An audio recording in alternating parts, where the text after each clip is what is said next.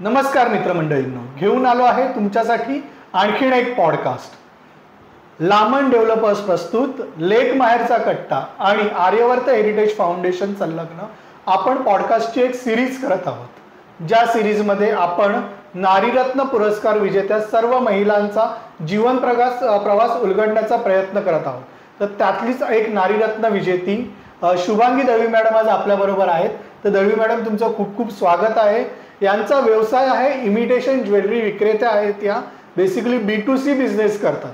या व्यवसायाबद्दल आपण जाणणारच आहोत, पण त्याआधी आपण जाणून घेऊया मॅम, थोडंसं तुमचं बॅकग्राऊंड जाणून घ्यायला आवडेल. तर तुम्ही मूळच्या कुठल्या? मी मूळची आहे कोकणातलीच आणि आता सध्या तरी आम्ही ठाण्याला असतो. ओके, सो कोकण ते ठाणे हा लग्नानंतर आणि लग्न आधीचा प्रवास? नाही, लग्नाआधीही मी घाटकोपरला असायची. लग्नानंतर माझा करी रोडला मेन मुंबईशी संपर्क आला आणि त्याच्यानंतर पुढे मात्र आमचं जे सेपरेट आम्ही राहायला लागलो ते त्याच्यानंतरचा प्रवास आमचा ठाण्याला सुरू झाला. ओके, सो हा जेव्हा ठाण्याचा तुमचा प्रवास सुरू झाला याच्यामध्ये तुम्ही कधी जॉब वगैरे केला आहे, नोकरी वगैरे की कधीच नाही? जॉब वगैरे करण्याचा कधीच अनुभव म्हणजे तो काही हेच आला नाही, कारण की मुलं लहान होती आणि सेपरेट झाल्यानंतर आमचं फक्त चौघांचं कुटुंब असल्यामुळे मी पूर्णतः मुलांकडे लक्ष दिलं. पण बिझनेस हा कुठेतरी डोक्यामध्ये होता की बॅक ऑफ द माइंड होतं. इंडिपेंडंट स्वतःच्या पायावरती उभं राहायचं आहे आणि तो आधीपासूनचा एक हे होतं की काहीतरी बिझनेस आपण स्वतः करायचा. आणि त्याच्यामध्ये थोडंफार आधीचं ज्ञान होतं. म्हणजे जेव्हा माझा मुलगा लहान होता तेव्हा सुद्धा मी जेव्हा त्याला स्कूलमध्ये सोडायला जायची वगैरे, तेव्हा तिथे मी ज्या काय म्हणता येईल आपल्याला, जसं त्या महिलांचं काय असतं, बचत गट किंवा ज्या गरजू महिला होत्या त्या छान असं कॉटनच्या नाईटीज शिवून द्यायच्या एका संस्थेमध्ये आणि त्या संस्थेमधून आम्ही त्या नाईटीज घ्यायचो आणि ते सेल करायचो, जेणेकरून विकायचो, जेणेकरून त्या नाईटीजचा जो काही फायदा मिळेल तो आम्हाला जितकं त्याच्यातून थोडंफार उत्पन्न मिळत होतं ते मिळतच होतं, बट त्या महिलांना आमचा फार आधार होता. म्हणजे तुम्ही ठाण्यात आल्यानंतर? नाही, हे मी करी रोडला असताना परेलला, लोअर परेलला वगैरे ती संस्था होती आणि तिथे त्या महिला येऊन नाईटी शिवायच्या. ओके, म्हणजे बेसिकली त्यांचे रेडीमेड गारमेंट ते रेडी तयार करायचे, विकण्याचं काम तुम्ही तिथे? विकण्याचं काम, कुठेतरी सेल करण्याचा जो ज्ञान आहे ते तिकडून आलं. हो, तिकडनं प्रोडक्ट बदलला. ते माझं शॉप होतं ऍक्च्युली. माझं शॉप तिकडे होतं, ते मी तसं विकलं. त्याच्यानंतर त्याच बाबतीत मध्ये ज्ञान पुढे घेऊन मग मी कळव्याला, जिथे आता मी ठाण्याला राहते कळवा इथे, तिथे मी शॉप टाकलेलं. तर शॉप मध्ये गारमेंट्सचं होतं. बट मला बेसिकली ज्वेलरीची फार आवड होती आणि ज्वेलरी म्हणजे ज्वेलरी लेडीजना खूप आवडते आणि बेसिकली लेडीजना कुठली ज्वेलरी कुठल्या टायमिंगनुसार पाहिजे ह्याचं थोडंसं ज्ञान होतं. म्हणजे ज्या वेळेस मोत्याचे दागिने हवेत त्यावेळेस मोत्याचे दागिने त्या वेळेस त्या लेडीजना चांगले दागिने मिळतील यासाठी प्रयत्न करणं. जेव्हा गोल्डन ज्वेलरी हवी आहे, जसं की मंगळसूत्र जेव्हा गणपती येते, दिवाळी येते, आपले फेस्टिवल्स सुरू होतात, त्यावेळेला लेडीज लोकांना वेगवेगळे छान असे मंगळसूत्र हा मात्र त्यांच्या आवडीचा विषय असतो. मग ते शोधणं, मग त्याच्यामध्ये आणखीन काही व्हरायटी देता येईल, कारण लोकल सगळीकडेच दागिने मिळतात. आपण मुंबई सारख्या शहरात राहतो, इथे सगळ्यांनाच दागिने भरपूर मिळत असतात आणि प्रत्येक दुकानामध्ये ज्वेलरी असते. तुम्ही कुठल्याही मार्केटमध्ये जा, सहज 2-3 दुकानानंतर तुम्हाला एक ज्वेलरीचं दुकान दिसेल. पण मग आम्ही घरून सेल करतो आणि घरून सेल करून सुद्धा आम्ही सेल करू शकतोय याचं काहीतरी वेगळेपण किंवा काहीतरी देण्याचा प्रयत्न करत होती आणि त्याच्यात यशस्वी ठरले. कारण की लेक माहेरच्या कट्ट्याने मला प्लॅटफॉर्म दिला. मला बऱ्याच मैत्रिणींशी कनेक्ट होता आलं, ज्या खेडोपाड्यात राहतात, ज्या अगदी अशा ठिकाणी राहतात जिकडे ते म्हणतात की आम्हाला ह्या ज्वेलरीज कधी बघायलाही मिळाल्या नाही. पण हा जो वर्ग आहे, हा जो माझा ग्राहक वर्ग आहे, हा मला मिळाला मात्र लेक माहेरच्या कट्ट्यामुळे. आणि जेव्हा पॅन्डेमिक म्हणजे जेव्हा आपलं कोरोनाचा काळ सुरू झाला त्यावेळेस सगळीकडेच शॉप्स बंद झाले, त्याच्यात माझंही शॉप बंद झालं. अच्छा, म्हणजे त्या दरम्यान तुम्ही गारमेंटचं शॉप बंद केलं? हा, त्या दरम्यान रेंट म्हणा किंवा ओव्हरऑल सगळ्याच दृष्टीने आणि लोकांनी आपले ओव्हरहेड्स त्यावेळी कमी केले. तुम्ही मगाशी म्हणताना म्हणालात की तुम्ही ज्वेलरी बनवत होतात, तर त्याबद्दल थोडंसं आम्हाला सांगायला हवं. करी रोडची मूळची राहणारी असल्यामुळे तिकडे लालबाग विभागामध्ये तुम्हाला सहजरित्या सुट्टे, म्हणजे समजा आता मोतीचा माळा लडी म्हणतो आपण मिळतात, त्याला. लडी मिळतात मोत्याच्या, त्याच्यामध्ये टाकण्यासाठी जे तुमच्या आवडीनुसार तिकडे तुम्हाला भरपूर व्हरायटीज मिळतात. त्या घेऊन मी चिंचपेट्या म्हणा किंवा मोत्याची ज्वेलरी म्हणा, बँगल्स म्हणा, या सगळ्या गोष्टी तयार करायची हौसेने. ती फक्त माझी एक हौस होती, म्हणजे घरामध्ये मर्यादित होती. त्या बनवलेल्या गोष्टी कधी विकल्या नाही, त्या विकल्या नाहीत, पण त्या जेव्हा मी घालायची किंवा माझ्या मैत्रिणींना किंवा गिफ्ट म्हणून द्यायची, तर त्यांना त्या खूप आवडायच्या. ओके. आणि तो तुमच्यासाठी पहिला फीडबॅक होता असं पहिला फीडबॅक की माझ्या गळ्यातनं काढून ती लोक हौसेने ते घालायचं, की तू वापरलेलं असलं तरी चालेल, पण तू जे घातलेस ते आम्हाला पाहिजे. मग ती जी ज्वेलरीची जी आवड होती किंवा ते जे म्हणतात ना, एक आपलं कॉमन सेन्स असतो की कुठल्या प्रकारचा आपण एस्थेटिक सेन्स म्हणतो, अपीअरन्स वरती जो छान दिसतो किंवा बनल्यानंतर हा छान दिसेल. कारण कॉमन तर सगळेच बनवत होते किंवा चिंचपेट्या सगळीकडेच मिळतात दुकानांमध्ये मोत्याच्या, पण मग त्याच्यामध्ये काय व्हरायटी बनवता येईल किंवा त्याच्यामध्ये कुठलं ज्वेलरी आपली उठून दिसेल दागिन्यांमध्ये, आणि मेन म्हणजे कुठल्या दागिन्यांमध्ये तुम्ही कुठली ज्वेलरी घालावी, ती कुठली ज्वेलरी उठून दिसेल, हेही तुम्हाला समोरच्या प्रेक्षक तुमच्या ग्राहकाला सांगता आलं पाहिजे. अच्छा. ते मेन असतं. ते जेव्हा तुम्ही एम धरून चालाल ना, की बाबा आता तू हे मंगळसूत्र घेतलंयस, बट ह्या मंगळसूत्राबरोबर तिला कुठलीही ज्वेलरी आवडेल, पण तुम्ही तिला स्पेसिफिक जेव्हा ज्वेलरी देता आणि तिला जेव्हा 4 जणी विचारतात की तू हे कॉम्बिनेशन किंवा तू ही ज्वेलरी घातली आहे किंवा आता तुझे वेअर केलंस, ते तू कुठून घेतलंस, त्याच्यानंतर तसा माझा ग्राहक वर्ग वाढत गेलाय. अच्छा. की ते कॉम्बिनेशन आहे, हे माझं डोकं नाही आहे, हे मॅडमने आम्हाला समोरून सांगितलं. शुभांगी मॅडमना आम्ही कॉन्टॅक्ट केला, त्यांनी आम्हाला सांगितलं की स्पेसिफिक आमचं हे आता फंक्शन आहे आणि यासाठी ज्वेलरी आउटफिट आहे, आउटफिट आहे, तर त्याला काय सूट होईल. मी घेतलेली वेगळी ज्वेलरी होती, पण मॅडम म्हटलं नाही, तू हे एवढं मोत्याचं इकडे घालणार आणि खाली हा असा मंगळसूत्र वेअर केलंस तर त्याला लुक येणार नाही. मग त्या लुकला किंवा त्या मंगळसूत्राला साजेसं तू काय घातलं पाहिजेस ओव्हरऑल तुझं. माझ्याकडे अगदी हेअर एक्सेसरीज सुद्धा असतात, सो मग मी त्यांना पूर्ण त्यांचं लुक चेंज करण्यासाठीच पूर्ण सांगते की या पद्धतीने तुम्ही ज्वेलरी घ्या, तुमची हेअरस्टाईल या पद्धतीने ठेवा, जेणेकरून तुम्हाला प्रॉपर लुक येईल त्यावेळेस. अच्छा, म्हणजे थोडंसं ब्रायडल रिलेटेड पण होऊन जातं. हो, ब्रायडल पण आपल्याकडे बरेच कस्टमर्स येतात आणि मग त्याच्याबरोबर येणारे मग मामी, काकी, बहीण, आत्या, मग तो मोठा वर्ग. आणि मग त्याप्रमाणे आता जवळ मेहंदीला हात दिल्यासारखे असतात. राईट. मग आता त्याचं असं झालंय की प्रेक्षक वर्ग अगदी 1000पासून सुरू झालेला, अगदी फेसबुकचाच, कारण की मी घरून हे सगळं व्यवसाय करते, दुकान परत टाकण्याची हिंमत केली नाही. जो हा प्लॅटफॉर्म आपल्या LMKने दिला, लेक माहेरच्या कट्ट्याने दिला, त्याचाच प्रवास पुढे चालू ठेवला. त्याच्यातच अजूनही मॅडमचा खूप सपोर्ट असतो, सगळ्या मॅडमचा, आपल्या ऍडमिन टीमचा सगळ्यांचा सपोर्ट असतो.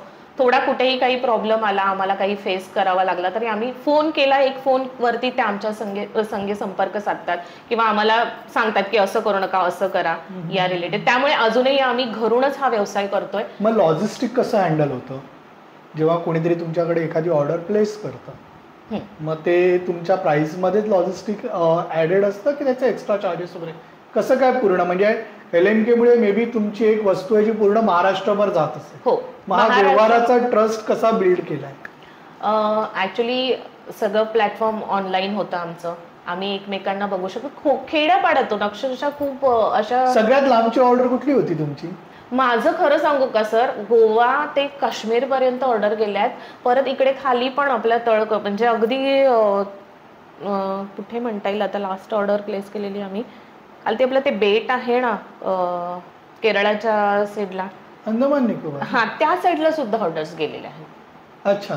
हो, प्लेस म्हणजे एव्हरीवेअर. काही लोक म्हणतात की तुम्ही फक्त मराठीमधून बडबड करता, आम्हाला समजत नाही. मी त्यांना फक्त एवढंच बोलते, ऑर्डर करा. मराठी आहे, मराठी पब्लिक जास्त असल्यामुळे मराठी बोलते.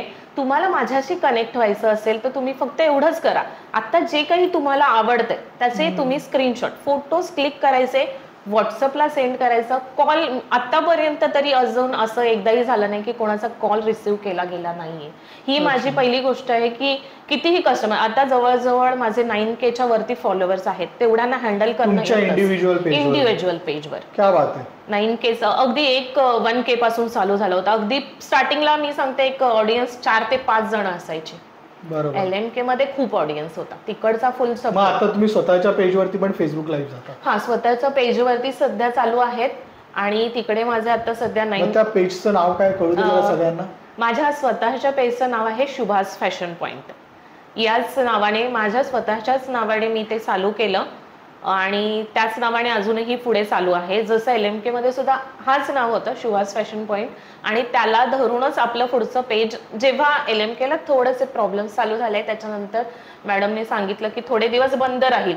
त्या प्रॉब्लेम म्हणजे LMK ला नाही झालेत, फेसबुकच्या वेळोवेळी ज्या पॉलिसी बदलतात त्या पॉलिसीचे जे काही रिस्ट्रिक्शन्स फेसबुक ग्रुप वरती टाकले गेले त्यानुसार वेळोवेळी लोकांना अपडेट व्हावं लागतं, त्यानुसार काही चेंजेस करावे लागतात.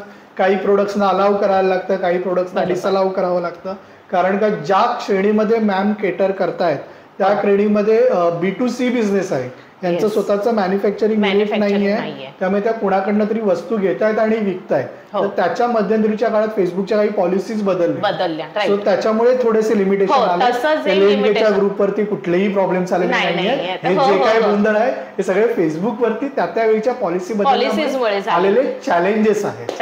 आणि ते फेस करून गेल्या. मॅडमने आम्हाला तेही सांगितलं की आपण ह्याच्यातूनही पुढे जाऊया, कोणीही इथेच थांबणार नाही, म्हणून आम्ही त्यांच्या याच्याने ग्रो होत राहिलो, त्यांच्या सपोर्टनेच आम्ही सगळं केलं. हे सगळं केलं. स्वतःच्या पेजवरती एक 9,000K फॉलोअर्स आहेत, सॉरी 9,000 किंवा 9K फॉलोअर्स आहेत. आणि ते असताना तुम्हाला कधी असं वाटलं नाही का की आता आपण ज्या काही ज्वेलरीज परचेस करतोय, कुणाकडनं तरी परचेस करतोय आणि आपण पुढे B2C मध्ये ट्रेड करतोय, मग हे करत असताना व्हाईट लेबल करून आपल्या नावाच्या ब्रँडिंगने ते आणावेत? आहे, खूप इच्छा आहे याही गोष्टींची, पण ब्रँडिंग म्हटल्यानंतर खूप त्याला हे आहे, चॅलेंजेस पण खूप आहेत तेवढेच फेस करायला. तर त्या दृष्टीने सध्या तयार नाहीये. अच्छा. दुसरी गोष्ट, जेव्हा आपण इमिटेशन ज्वेलरी बद्दल बोलतो किंवा 1 ग्राम गोल्ड बद्दल, तर याच्या ज्या डिझाईन्स असतात, याचे जे पॅटर्न्स असतात, हे दर 3-3 महिन्याने, दर 4-4 महिन्याने बदलत असतात. आणि चॉईसेसच्या बाबतीत महिला वर्ग येतो आउटडेटेड होऊ गया. मग अशा पद्धतीचे जेव्हा चॅलेंजेस येतात त्याला तुम्ही कसं काय मॅनेज करता? ऍक्च्युअल म्हणायला गेलं तर हा चॅलेंज खूप मोठा आहे आणि तो घेऊनच प्रत्येक म्हणतात ना सेलरला पुढे जावा लागतो. तुम्ही आणलेला प्रत्येक स्टॉक घेतला जाईलच किंवा तो पसंतीस येईलच, ही खूप चॅलेंजिंग गोष्ट आहे. कारण की लेडीज म्हटल्यानंतर खूप सारे हँडल खूप कठीण आहे करणं त्या गोष्टींना. बट लकीली टचवूड आतापर्यंत असं नाही झालं की मी कुठे स्टक झालीये. त्याचं कारण असं आहे की मी सतत माझ्या कस्टमर्स वर्ग आहे त्यांना विचारत असते किंवा त्यांचा एक फॉलोअप घेत असते की आतापर्यंत आपण ही ज्वेलरी आणली आहे, तर ह्या ज्वेलरी नंतर आता तुम्हाला नेक्स्ट ज्वेलरी कोणती हवी आहे. आणि त्यातूनही असं नाही होत, स्टक आपण होतो किंवा आपला जो स्टॉक असतो तो अडकला जातो. मग त्यावेळेस काय आहे, काही ग्राहक असतात ज्यांना म्हणतात ना की सेल म्हटल्यानंतर त्यांनाही वाटतं की काही मान्य नाही, पण X minus so is we are okay. We are okay, की बाबा चला इथे 100 रुपये ऑफ होऊन जातील, तर प्रत्येक ज्वेलरी मागे मला त्यावेळेस ऑफ झालेले याच्यामध्ये आमचा लॉजिस्टिकचा खर्च निघतो किंवा म्हणतात ना की ते मला त्यावेळेस नाही जमलं घ्यायला, पण आता सेल आहे तर त्याच्यामध्ये तेही घेतलं जाईल आणि आणखीनही त्याच्यामध्ये परचेसिंग होईल. मग आणखीन महिला इंटरेस्ट घेतात त्या गोष्टींमध्ये. पण असं जेव्हा फारसं माझ्या बाबतीत होत नाही. माझ्या बाबतीत जो स्टॉक येतो तो पसंतीस येतो आणि पुढे स्टॉक क्लिअर झाल्यानंतर आणखीन ऍडव्हान्स बुकिंग सुद्धा होतात. तो एक म्हणता येईल की पॉझिटिव्ह बुकिंग घेतात. प्री बुकिंग होते, पण कसं आहे मी स्टॉक आणल्यानंतरच सांगते की आता स्टॉक तो आलेला आहे, आता तुम्ही बुक करा. कारण प्री बुकिंग नंतर सुद्धा कधी कधी गोंधळ होऊ शकतो वेंडरकडे कारण का आपण स्टॉक बुक केला आणि समोरच आला नाही तर प्रॉब्लेम होतो आणि मग महिला वर्गाचा जास्त गोंधळ उडतो की आम्ही पैसे दिलेले आहेत तर मग का नाही. तर तसं नाही. तर माझ्याकडे जेव्हा मला वेंडर सांगतो की नाही आता हे आता समजा मंगळसूत्र आहे तर ह्याचे मी 24 पीस 2 डझन 24 पीस ऑर्डर केले तर हे 24 पीस माझे विकले गेले. पण अजूनही महिलांना असं वाटतं की नाही आता आम्हाला हेच मंगळसूत्र सेम हवंय. बरोबर. तर मग त्या वेंडरकडनं ते पूर्ण अवेलेबल होईपर्यंत आम्ही थांबतो. कधी कधी ना ग्राहकांची उलटी पिच असते की हा फोटो आहे मला हे आवडलंय तुम्ही अवेलेबल करून देऊ शकता का. मग अशा गोष्टी तुम्ही हँडल करता का. हो करा. कारण का या गोष्टी फेसबुकच्या माझ्या मते LMKच्या ग्रुपवरती बऱ्याचदा येत असतील. कारण का तो स्वभाव धर्म ही साडी मला आवडली ही कोणाकडे महिला म्हटल्यानंतर येतच. हो सर येतं आणि मग त्यासाठी एखादा पर्टिक्युलर ग्राहक आपला होण्यासाठी आपण म्हणतो ना की नाही आता ही ज्वेलरी कुठे मिळते हे शोधूया. अशी कधी एखादी स्टोरी असेल तर सांगा ना आम्हाला. ऍक्च्युली आताच मी खरं सांगू का माझं असं आहे की माझ्याकडनं ज्वेलरी घेऊन सेल करणारे खूप आहेत. अच्छा तुम्ही ऑलरेडी B2C करताय पण ते परत आणखी पुढे ग्राहकांकडे विकलं जात आहे. त्यावेळेस असं होतं की नाही ताई हे असं एक मंगळसूत्र आहे आणि ते माझ्या कस्टमर्सना मला सेल करायचं आहे तर मला मिळतील का ते किंवा ते मग मला तुम्ही अरेंज करून देऊ शकता का. मग ते चॅलेंज असतं. मग ते कुठे मिळेल त्याचा वेंडर कुठे असेल त्याची ती क्वालिटी चेक करणं आलं. कारण आता जर तुम्ही म्हणाल तर इमिटेशन ज्वेलरी खूप जणी सेल करतात. चिक्कार तर तुम्ही फेसबुकला जरी म्हणाल तरी खूप जणी सेल करणारे आहेत. त्याच्यामध्ये तुमचं चॅलेंज हेच असतं की तुम्ही काय क्वालिटी देता तुम्ही काय क्वालिटी मेंटेन काय बघायला पाहिजे ग्राहक म्हणून जेव्हा आपण क्वालिटीचा विषय करतो इमिटेशन ज्वेलरीमध्ये तर ही ज्वेलरी ऑथेंटिक इमिटेशन ज्वेलरी आहे असं काही क्रायटेरिया आहे नाही. तुमची पारखी नजर त्यांना काय सजेस्ट करेल. खरं सांगू का आतापर्यंतचा एक्सपिरियन्स आहे की मंगळसूत्र गेल्यानंतर ती पॉलिश म्हणा किंवा तो जो लुक आहे तो जो ग्राहकांना आवडला की नाही आम्ही इतरत्र घेतलं पण शुभांगी मॅडम तुमच्याकडनं किंवा शुभांगी ताई मी मोस्टली कोणाला मॅडम म्हणायला सांगत नाही. जो एक आपला जेन्युइन म्हणजे म्हणतात ना की ताई म्हणणं किंवा ताई म्हणणं म्हणजे त्यांना आवडतं. त्या म्हणतात आम्ही तुम्हाला डायरेक्टली आरे तुरे नाही करू शकत. तर मग त्या ताईचं एक रिलेशन होऊन गेलंय. त्या सगळ्याच जणी मग ताई म्हणणार. मग त्या लहान असो अगदी 70 वर्षाच्या काकू असल्या तरी त्या मला ताईच म्हणतात मी त्यांना ताईच म्हणते. तो आपला एक म्हणतात ना की एक आपल्यातला होऊन जातो तो विषय. आणि मॅडम वगैरे म्हटलं की ते मग खूप असं बॅरियर आलं ते वाटतं त्यांना माझ्यामध्ये. तर मग ताई म्हणून त्या जेवढं फ्रँकली बोलू शकतात माझ्याशी कनेक्ट होऊ शकतात ते मग मॅडम म्हटल्यानंतर दूर जातात. म्हणून त्या सगळेजण मला तसंच म्हणतात की ताई मग आम्हाला सेल करायचं असेल तर म्हटलं बिंदास करा. माझ्याकडे बऱ्याच जणांचं असं म्हणणं आहे माहित नाही टचवूड आतापर्यंत की ताई तुमच्या रेट्स खूप रिझनेबल आहेत. आता सुद्धा बाहेर मॅडमनी बांगड्या बघितल्या त्यांना आवडल्या तर मॅडम त्या म्हणतात आहेत की तुमच्या ह्या बँगल्स आहेत या साधारणतः ह्या डायमंडच्या आहेत आणि मला वाटतं 500 रेंजच्या असतील. तुम्ही म्हटलं नाही अगदी स्वस्त आहे. तर मग कसं तर म्हटलं हे बघा ह्या ज्या बँगल्स डायमंडच्या आहेत त्या फक्त 150च्या आहेत. त्या म्हणतात काय म्हणता आम्ही दुकानात आता विचारलं तरीही त्याची कॉस्ट जास्त होती कारण की त्या सेटिंग स्टोन आहेत स्टोन पडणारे नाहीयेत.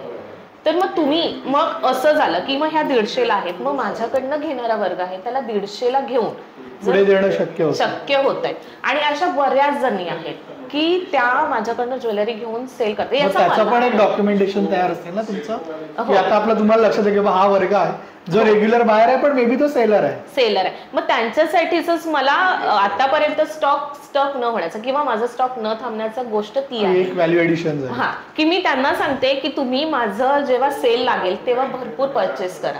मे बी तुमच्यासाठीच मी असंही नाही की उरलेली ज्वेलरी सेलला लावते असंही नाही. बऱ्याच जणी माझ्या तुम्हाला फेसबुकवरनं जर माझा इंटरव्ह्यू पाहिल्यानंतर सांगते की ताई नवीन आणलेली ज्वेलरी सुद्धा डिस्काउंट रेटने देतात.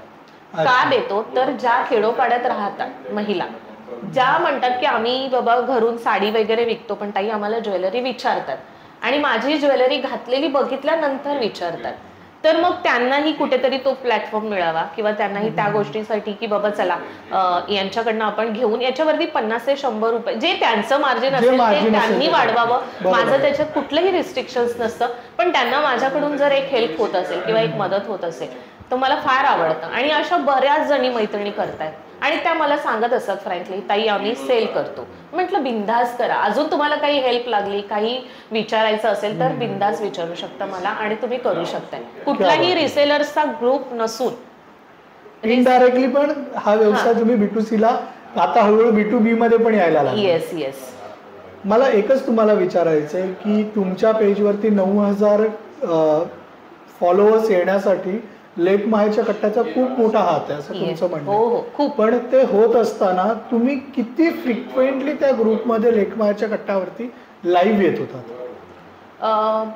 मी लाईव्हच येत होते, तिकडूनच मी ग्रो झाले. किती फ्रिक्वेंटली म्हणजे आठवड्यातून किती वेळा, महिन्यातून किती वेळा, जी फेस व्हॅल्यू किंवा जो आपला ऑडियन्स बिल्ड करावा लागतो? महिन्यातून 6 वेळेला माझा लाईव्ह असायचा. अच्छा, महिन्यातून किंवा 2 महिन्यातून 6 वेळा असं, किंवा जेव्हा टाइम स्लॉट अवेलेबल असेल, कारण बऱ्याच मैत्रिणी त्या काळात सगळ्या. आणि असं साधारण किती काळ तुम्ही, किती ड्युरेशन, किती वर्ष कन्सिस्टंटली करत होता? एक 1.5-2 वर्ष आम्ही संपर्कात. 1.5-2 वर्षापर्यंत तुम्ही साधारणपणे, म्हणजे आपण एक मोठा पाकडला तर महिन्यातून 6, म्हणजे ऑलमोस्ट नाही म्हटलं तरी वर्षभरामध्ये त्यांनी किमान आपण म्हणू 50 फेसबुक लाईव्ह केलेत. जास्त 2 वर्षामध्ये किमान 100 ते 150. हो. सो ऑडियन्स ना एका फेसबुक लाईव्ह वरती येत नाही, तुम्हाला त्यात पण ना कन्सिस्टंट असावं लागतं. मग भले तुम्ही या ग्रुपवर असाल किंवा फेसबुकच्या इतर कुठल्या ग्रुपवर असाल किंवा सोशल मीडियाच्या कुठल्या इतर ऑप्शन्स तुम्ही अवेलेबल होत असाल, त्यामुळे ऑडियन्स एकदा पाहून बिल्ड होत नाही. हे खूप समजून घेण्यासारखी गोष्ट आहे. यांनी ना त्या ऑडियन्सला पण सवय लावली की बाबा ही व्यक्ती, या व्यक्तीच्या या ज्वेलरी आणि त्याची ही क्वालिटी. येस. आणि ती सवय लागली आणि म्हणून त्यांचा कुठेतरी जो ग्राहक वर्ग आहे ना तो त्यांच्याशी पण कमिटेड राहिला आणि तो विश्वास जो आहे तो विश्वास त्यांनी over the times period of 3 ते 5 वर्षामध्ये अर्जित केला. सो आता जेव्हा आपण म्हणतो की येत्या पुढच्या 3 ते 5 वर्षामध्ये तुम्ही या ज्वेलरीच्या बिझनेसमध्ये स्वतःला कुठे पाहता? ऍक्च्युली मला खरं म्हणाल तर जसं आता ह्या मैत्रिणी आहेत ज्यांना हा प्लॅटफॉर्म हवाय आणि त्यांच्यासाठी काहीतरी करता आलं पाहिजे असं मला खूप आवडेल. म्हणजे मी सेल करते तर माझा सेलिंगचा पॉइंट वेगळा आहे, पण ज्या मैत्रिणींना त्यांच्या पायावरती उभं राहायचंय किंवा ज्यांना खेडोपाड्यातल्या ज्यांना खरंच ही ज्वेलरी तिकडे पोचवायची आहे, त्या तिकडे ती ज्वेलरी जी मिळत नाहीये, इकडे आपण सहजासहजी उपलब्ध होते आपल्या सगळ्यांना, पण जिकडे मिळत नाहीये किंवा जिकडे त्या महिला आहेत ज्यांना असं वाटतं की ज्वेलरी आपण सेल करावी, त्यांच्यासाठी प्रयत्न आहे माझा की मॅन्युफॅक्चरर कडनं अगदी कमीत म्हणजे तो रेट जो आहे तो त्यांना खूप कमी मध्ये देऊन, म्हणजे 12 मंगळसूत्र वगैरे एकत्र एका टायमाला घेणारे माझे वर्ग आहेत काही, की त्यांना म्हणजे असं वाटतं की हे जे मंगळसूत्र आहेत ते मला ह्या प्रमाणात हवेत, ह्या क्वांटिटीमध्ये मला सेलिंगसाठी, त्यांना आणखीन थोड्या प्रमाणात व्यवस्थित देता आले पाहिजे. तीच क्वालिटी खूप महत्व करते. तर क्वालिटी तीच आणि रेट्स व्यवस्थित अजून देता यावेत यासाठी मी नक्की प्रयत्न करते. सो स्वतः व्यावसायिक होत असताना किंवा स्वतःचा व्यवसाय करत असताना त्यांच्याच इंडस्ट्रीत का होईना पण आणखीन उद्योजक किंवा उद्योजक महिला तयार व्हाव्यात यासाठी त्यांनी आता हळूहळू आपली पावलं टाकायला सुरुवात केली आहे. तुमच्यापैकी कुणाला जर असं वाटत असेल की नाही या ज्वेलरीमध्ये मी पण माझं कुठेतरी काहीतरी करिअर घडवू शकते, तर तुम्ही जसं त्यांनी म्हटलं की सगळ्या त्यांना ताईच म्हणतात, त्याच शब्दात मी सांगणार आहे की शुभांगी ताईंशी तुम्ही कॉन्टॅक्ट करू शकता. मगाशी त्यांनी त्यांच्या फेसबुक पेजचं नाव सांगितलेलं आहे, लक्षात नसेल तर मागे जा आणि पुन्हा पहा, आम्ही परत सांगणार नाही. पण त्या फेसबुक पेजला पण तुम्ही फॉलो करा. हे जे काही तुम्ही सध्या सेशन बघतायत अशा पद्धतीने सर्व आणि खूप सारे पॉडकास्ट तुम्हाला वारंवार पाहता येणार आहेत, त्यामुळे तुमचा रिव्ह्यू पण आम्हाला मॅटर करतो, तोही तुम्ही नक्की द्या. आणि शुभांगी ताई तुम्ही आज इथे आलात, तुमचा वेळ आम्हाला दिलात त्याबद्दल खूप खूप धन्यवाद. धन्यवाद तुम्हा सगळ्यांचे, आपल्या लेक माहेरच्या कट्टा या सगळ्या ॲडमिन टीमचे मी खरंच खूप धन्यवाद मानते की त्यांनी आम्हाला आता सुद्धा ह्या प्लॅटफॉर्म ही संधी मिळवून दिलेली आहे की आम्ही तुमच्या सगळ्यांसोबत बोलू शकतोय. आणि सरांचेही खूप खूप धन्यवाद, त्यांनी खूप छान आम्हाला सपोर्ट केलेला आहे आतापर्यंत, त्याबद्दल खरंच खूप धन्यवाद. Thank you so much.